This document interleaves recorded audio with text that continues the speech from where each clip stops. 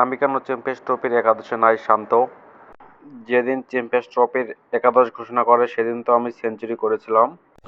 দাদা, আপনি সেঞ্চুরি করতে লেট করে ফেলেছেন, তাই আমরা আপনাকে বাঁচাতে পারি নাই। আপনি আগের ম্যাচগুলোতে জঘন্য রান করেছেন, তাই দল থেকে বাদ পড়েছেন। আর আমি তো বিপিএল এ হাইস্ট রান গেটার, তাইলে আমি কেন বাদ পড়লাম? আর আমার তো জাতীয় দলে ঢোকা ফরজ। তুমি হাই স্কোরার না, তুমি হলা একটা স্ক্যামার। তুমি জাতীয় দলে ঢোকার জন্য ভালো গেলো, আর জাতীয় দলে ঢুকে তুমি ডাব্বা মারো। তুই যে এত জ্ঞান দিচ্ছিস, তুই কি বালটা সেচ্ছিস বিপিএল এ?